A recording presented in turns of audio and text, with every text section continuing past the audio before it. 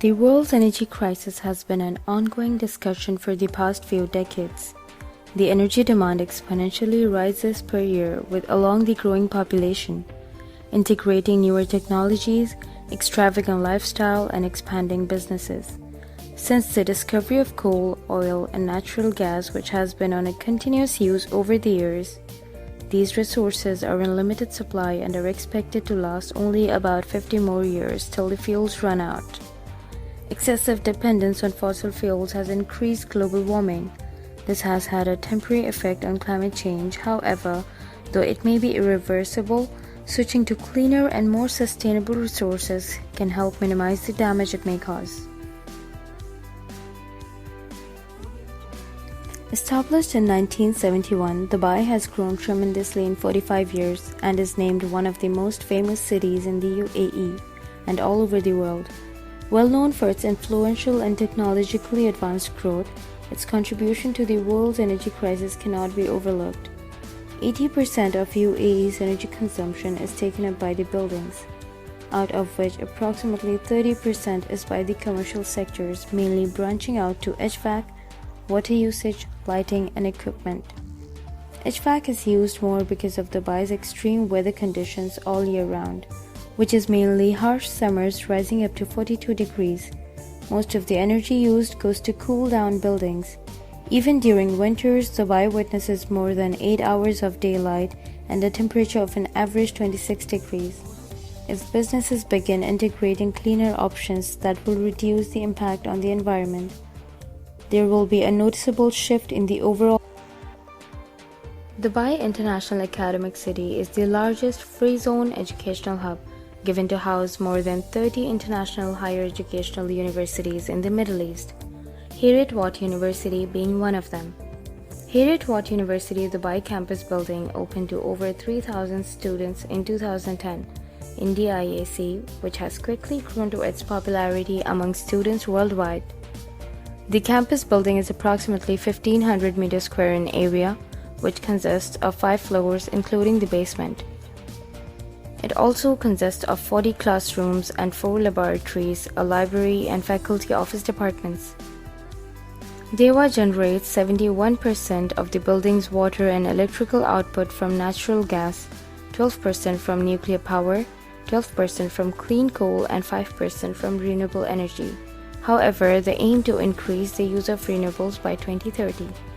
Even though the university is aware of the importance of sustainability and environmental regulations in terms of electricity consumption and efficiency, by using high thermal mass materials and double glazing windows in addition to lighting sensors in the main corridors in the building, yet the room for improvement still remains, such as the walkway sensors are on due to heavy student traffic, yet some class lights and AC are always on with no students between 5 p.m. till 12 p.m. The university mechanical air conditioning system leaves no option of user control over the AC when not in use. Passive design techniques were not implemented during the design period, which resulted sustainably unpractical symmetric design, especially in terms of building orientation and window placement. No natural energy sources have been used, which can result in high carbon footprint. Energy consumption in August is much lesser than September because the university is off at that time, which is why most of the appliances are not used and rooms are not occupied by anyone. It is just a few members from faculty working in their own rooms. The university begins in September when the students come and start using different rooms and computers carelessly. That is why there is a vast increase in the energy consumption of the 2 months. A similar pattern is noticed. The university is closed in July while it is occupied half of the December, which is why the energy consumption is more in December than in summers. On the other hand, it shows that when the university is occupied at both the times in winters as well as summers, the summer's electricity consumption is a lot more than in winter, as the use of air conditioners and HVAC systems is more in the summers than in winters, when it is naturally cold outside. The use of electricity in this campus is due to several factors like lighting, cooling, ventilation, preparation of sanitary water, etc. Further, the university has installed equipment and appliances like computer, printers, scanners, and other machineries as well. Removable devices like mobile phone and laptop chargers consume a particular amount of energy as well. However, the identification of fixed and fluctuating devices rarely appear in a building metric, as most measurements consider only the total amount consumed by the whole building.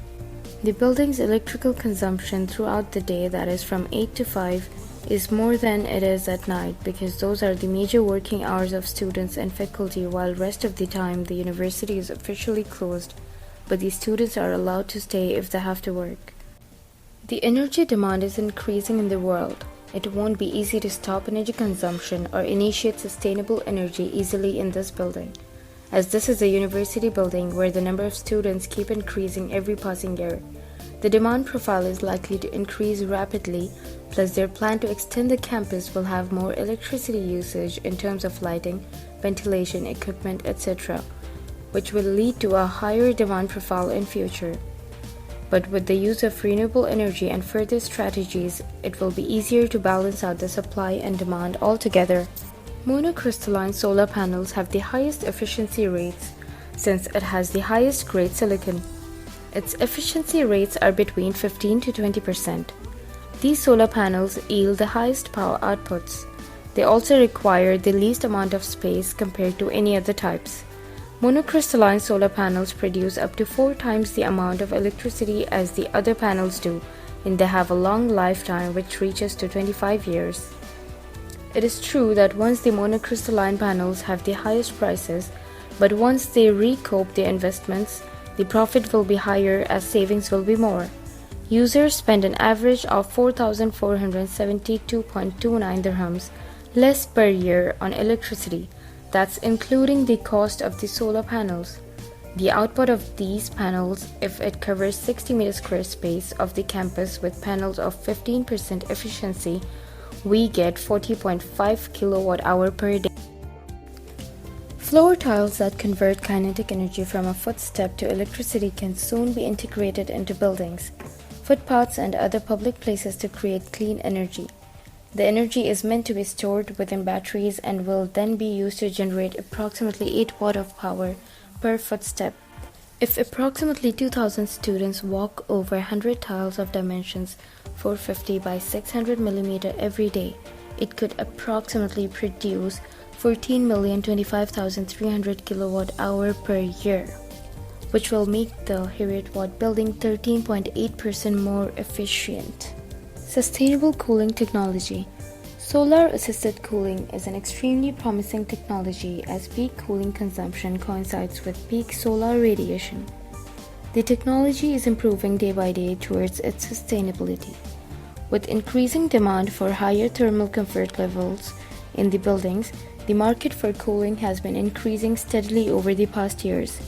Today, solar-assisted cooling is the most promising for large buildings with district cooling or central air conditioning systems. Water and drainage system.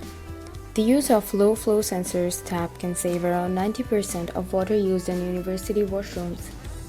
Saving condensed water in air conditioning systems can save up to a certain extent as well.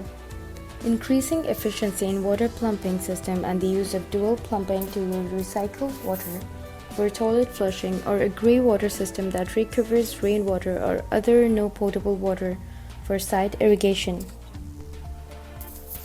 Use of LED lighting instead of fluorescent lighting can reduce energy consumed by lights.